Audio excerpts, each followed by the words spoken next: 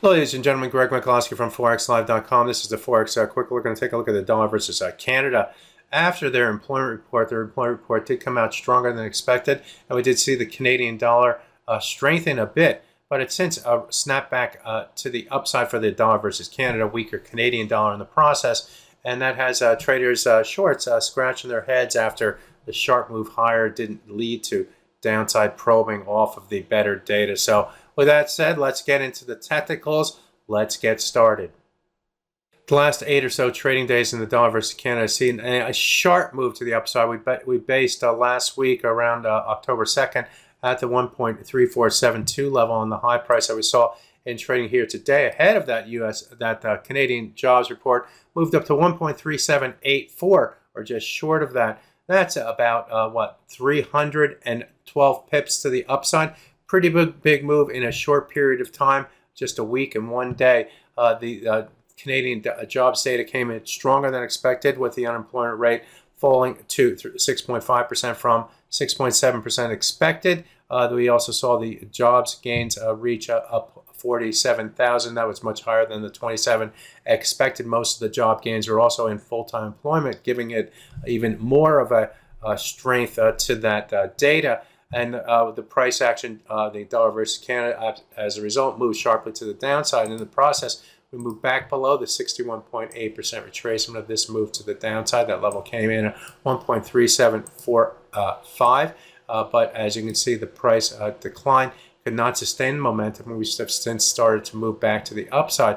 We are back above that 61.8% retracement, back above this swing area through here, up to 1.37647, currently trading at 1.37716.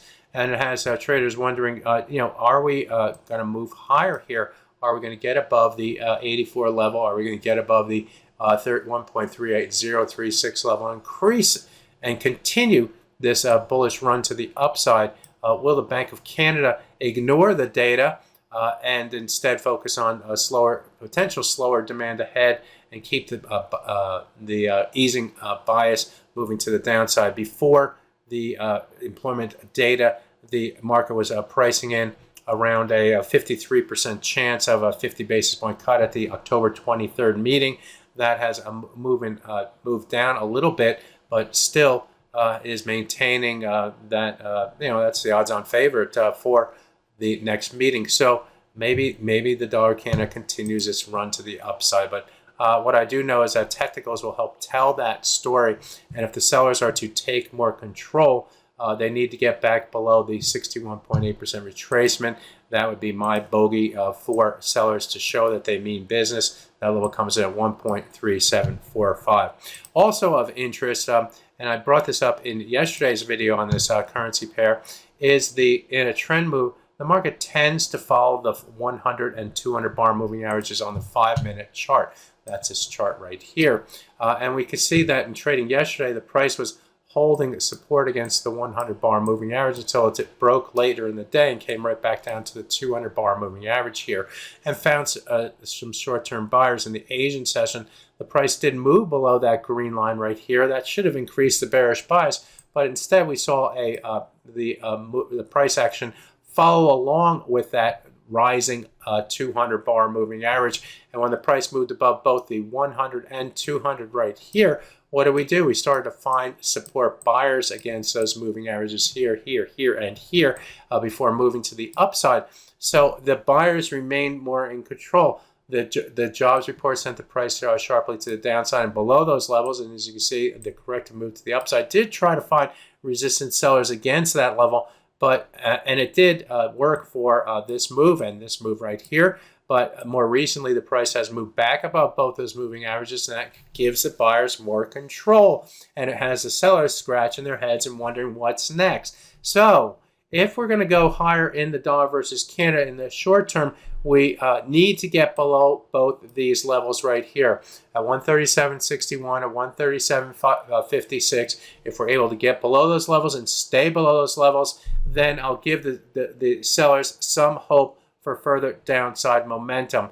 Those levels, by the way, correspond roughly with that 61.8% retrace. Well, actually, it's a little bit higher then the 61.8% retracement. So that level will become the next target at the 45 level. Again, the moving averages come in at 61 and 55, and try to remember the 45 level. You can do that by putting a horizontal line in right around the 45 level, break below all the three of these levels, and the sellers are more in control. So that's a detailed look at the dollar versus Canada. I think it's important given the price action that we've seen and the technical shifts that we've seen.